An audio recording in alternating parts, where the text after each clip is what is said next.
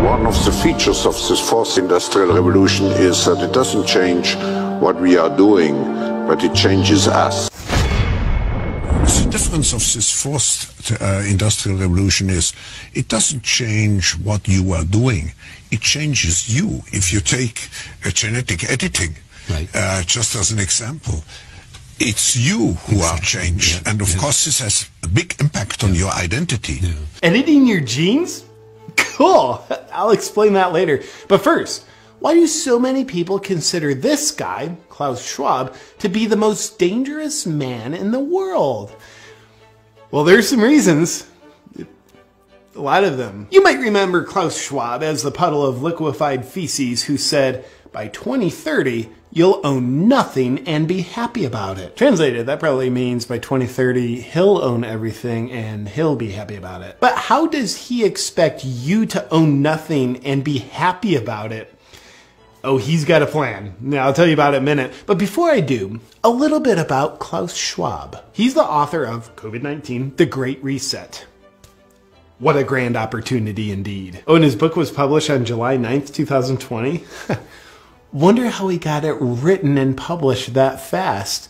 It's almost like maybe he pre-wrote it before he started the pandemic. I mean, before the pandemic started. Old Klaus is also the founder and chairman of the World Economic Forum, an organization that faces the public with very noble-sounding goals of creating a better world. Fear-mongering about climate change and disease are big goals of theirs. Welcome to Davos. Just park your private jet over there and then go inside and pretend to be concerned about climate change. Klaus and the World Economic Forum want a worldwide digital ID system that determines your access to goods and services. It would monitor your online behavior, purchases, and biometrics. It kind of seems like he just wants to do away with the whole democratic process and give all the power to the state and whoever runs the state, the deep state.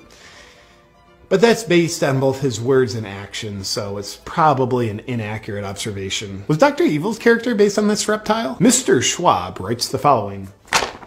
One of the greatest lessons of the past 5 centuries in Europe and America is this. Acute crises contribute to boosting the power of the state. It's always been the case, and there is no reason why it should be different with the pandemic. Nobody ever elected Klaus Schwab to anything. This all just sounds like conspiracy, doesn't it? The World Economic Forum are good guys. Haven't you seen the headlines they pay for? Go green, right? Right? That's probably right. They truly are good guys. Accordingly, you'll be excited to hear that the lineup of World Economic Forum speakers at their annual gathering of elites in Davos included such benevolent humanitarians like Xi Jinping, the leader of the Chinese Communist Party, who's currently committing genocide, Anthony Fauci, who's arguably currently involved in crimes against humanity, and Bill Gates, who's arguably currently involved in crimes against humanity, and Australian Prime Minister Scott Morrison, who's arguably currently involved in crimes against humanity. What a great lineup!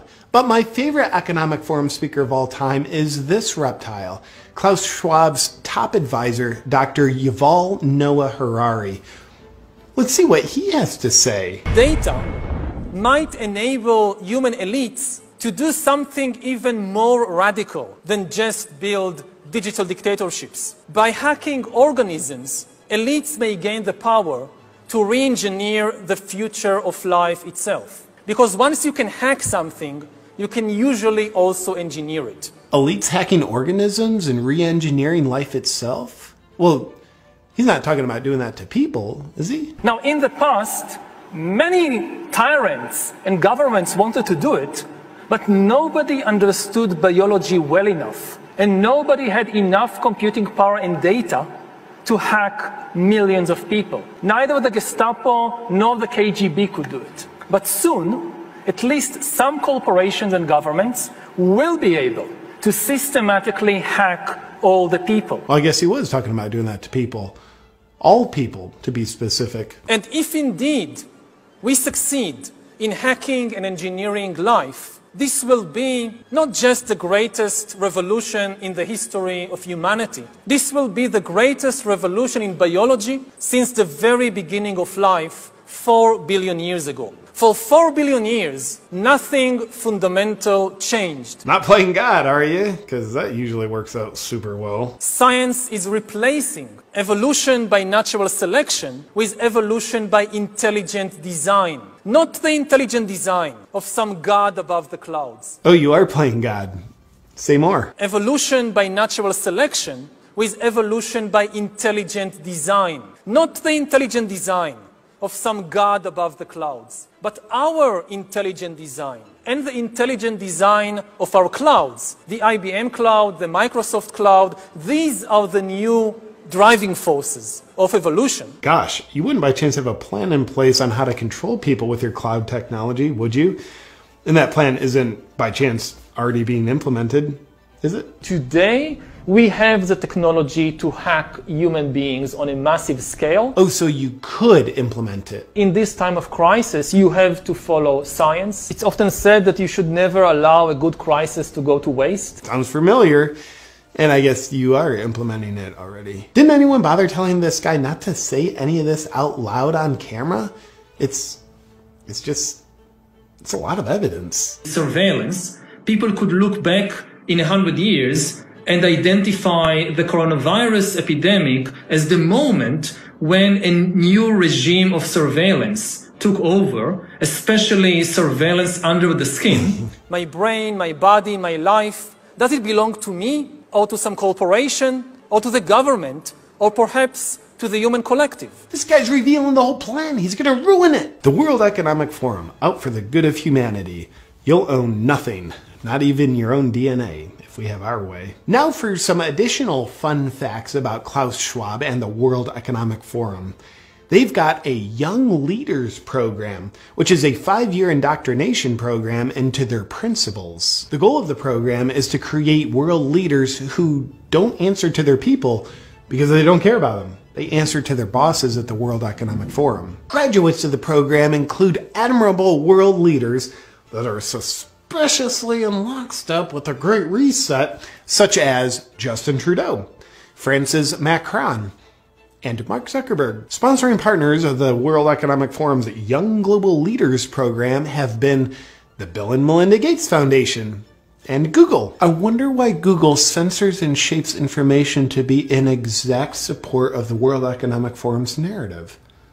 Oh, another fun fact. The World Economic Forum is predicting a worldwide cyber attack. I'm pretty much a wizard at predicting the things I'm going to do too. The very concerned Schwab believes the cyber attack could bring a complete halt to our power grid, transportation, hospital services, and to our society as a whole. The World Economic Forum then simulated the cyber attack. Simulated or planned? I'm not sure, but they said it was a simulation, so it's probably best to just believe them. Oh, also the World Economic Forum, along with the Bill and Melinda Gates Foundation, hosted Event 201, which oddly enough played out exactly as they planned. Or simulated, or whatever. Let's move on. And here's a picture of Klaus Schwab sitting in front of his statue of Vladimir Lenin. I wonder why he's got a statue of one of the most murderous world leaders in history. Lenin killed an estimated 5 million people. And finally, remember Schwab's whole thing about you'll own nothing and be happy about it? What's the World Economic Forum's plan to make that happen? Well, it's probably nothing, but consider this. BlackRock is an investment firm with $9 trillion under management, which is a higher GDP than every country on Earth, aside from the US and China. Therefore, it turns out BlackRock has more political and financial influence than the Federal Reserve and most governments. Sounds cool, but what's the connection with the World Economic Forum? Well, again, and it's probably nothing, but BlackRock CEO Larry Fink is also just a board member of the World Economic Forum. Well, that's super convenient, and probably just a coincidence. Is the World Economic Forum and BlackRock colluding in corporatism, where an unelected corporate elite dictates top down to the population? Well, they couldn't be doing that because they'd have to infiltrate the government, which they haven't done. Except for, in one of Joe Biden's first appointees once he took office, he named Brian Deese to be the director of National Economic Council. Brian Deese came from BlackRock, where he was a global head of sustainable investing, and now he's Biden's main advisor for economic policy. But Biden's making the policy decisions, not the unelected corporate elites at BlackRock and the World Economic Forum. Of course Biden's making all the decisions. Let's not be silly. Oh look, there's a picture of Biden in the audience at the World Economic Forum. Oh, and also Kamala Harris's chief economic advisor is Michael Pyle. He came from BlackRock, where he was a global chief economic strategist, overseeing the strategy for investing $9 trillion. Well, it looks like corporatism, but it's probably not. But if it was, it would actually be a viable strategy for BlackRock and the World Economic Forum to own everything and for you to own nothing. Oh, fun fact, BlackRock is buying up single-family homes at an alarming rate, oftentimes paying 20 to 50% above asking price, so normal people like you and I can't own the home. Well, us peasants can't perceive what the king can, so we better do as he says.